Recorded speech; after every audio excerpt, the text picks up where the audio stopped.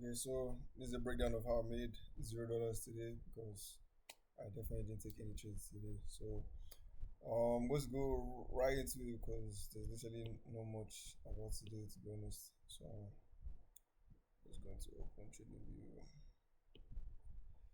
Okay, so let's go do this real quick because I'm going to talk about that later. But right at market open, you can see that we take out these lows. So let's delete all the annotations I have. So a market open, we sweep these lows, and typically sweeping, like if a low get taken out, you want to see a reversal, so a buy. If a high gets taken out, you want to see a sell. So since this low gets taken out, I'm like, okay, fine, like I'm bullish on the day, right? And then there was also this 5 minute fair value gap here. Now this, since market open and tapped into, I wanted to see whether like it's have a reaction off and continue going higher. Like since this was a sweep or a break, whatever, because it cannot be close. So a sweep, then reaction on the 5 minute fair value gap, then buy. But obviously we invest that and then continue selling. So and now, obviously, I think someone will probably want to ask me why I didn't use that invest fair value gap. Like the range is so high. Like this range is too deep for me to be using this fair value gap here. Anyways, but I didn't consider that and I just kept on waiting. So eventually I'll just waiting for 1 minute structure to form and see whether the displacement will right price higher. But eventually there was no structure, and then this fair value gap gets formed.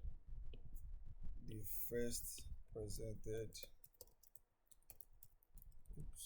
first presented fair value gap. This thing literally is like like, bro. This first presented fair value gap has such a strong reaction on the price that like it's actually crazy. Like literally there was a dump, and then it still came back, tapped into it, and continued. Like this thing has a strong reaction on price. Like I don't even get it again. Like I actually never knew. I knew it was a strong P area, but like I never knew it was this deep. Like when I was watching and I saw that still happen, I was like, "There's no way that this thing just sold for me." Like this thing can, like this is when you not realize that this thing is really using random again. Like this thing is actually algorithms are just like moving price and everything. So crazy, strong PDRA, price respected, but that's by the way. So eventually, since we had this first percent effect body gap, you either want to see it get inversed or you have a reaction of it because your bias isn't to sell. So it's either you have a reaction of it and then it comes out. So you're looking for either something like this, comes down, taps into it, breaks the lows or takes out these lows so that you can confirm that it is what's it called bullish because you do not want to sell. Your bias is bias. But on the other hand, you can also see something like this where to come down, form the 5 minute fair value gap, inverse it, tap into it, 1 minute PDRA to confirm the buys, and then we continue going higher. So I was actually just genuinely just waiting to see what happened, and then eventually we just kept on melting to the downside. Since we kept on melting again, and then it formed all these fair value gaps here, to me, that was an indication that this gap is no longer like the strongest pull. Like typically, like if there was no other fair value gap here, it like used to kept on going to downside and there was no fair value gap. Trying to buy to this would have been suicide. Typically, if in fact if this fair value gap wasn't here, I just kept on waiting till it just tapped into this fair value gap, the first presented fair value gap, and then I'll sell. But since these fair value gaps were here, you can no longer you can typically expect that this might get invested at some point, but that's by the way. So since we have these fair value gaps here, in fact there's a fair value gap here, there's a fair value gap here. So what you expect is that this will get invested and then it will respect this and then disrespect this one and continue going higher typically. But at the same time, like I said, so I trade with experience, so it's things I've seen all the time. If this even gets if we're like dumping to downside, we have two fair value gaps here. 1 minute structure shifts and then we have that 1 minute displacement and the fair value gap. Trust me, that fair value gap, this fair value gap here is going to get traded again, like it's going to get disrespected. This one gets disrespected too. So what am I talking about? I'm going to show you guys right now. And that's actually the setup I already had and I didn't get triggered. So that was setup for the day. So you can clearly see that the structure is high, high, then low, then high, then low, then high, then low. Right, so this is the lows. So we later get the market structure shift here, and then we have these fair value gaps here. So my entry would have been off this. My entry would have been off this fair value gap here, or this fair value gap here, and then I just targeted the 1 is to 2. Targeted 1 is to 2 around here. So yeah, that would have been it. So the idea is, since there's already been a displacement, this is the fair value gap that's here. I'm obviously expecting that like this will get held as far.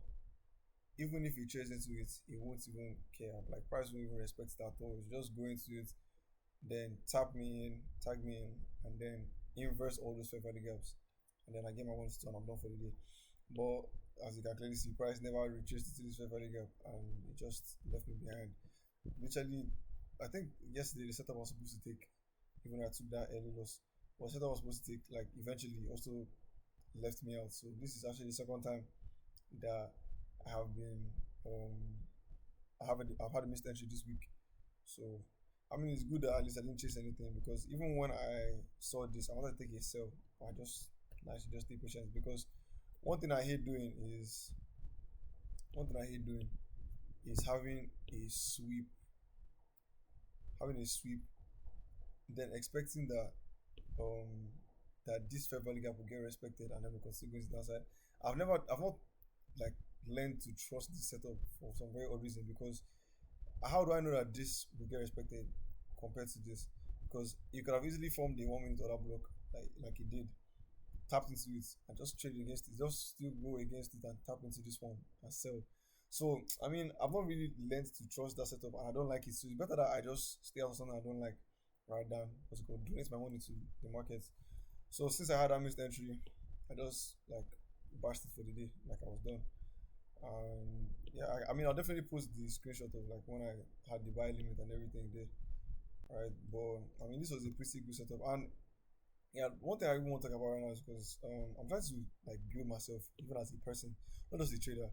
Like I'm trying to like get good habits and everything. I probably said this before, I'm not for sure, but like I spend like I don't know, 24 hours in a day is such a little amount of time. Like I could literally stay on the chart, because once I wake up in the morning, my eyes are glued on the charts. Like I start backtesting a lot, especially this week, since because I typically don't like losing, and I always try to make sure I'm always in the right, so that I keep on making money. Because to me, it doesn't make sense that I have knowledge and I'm losing.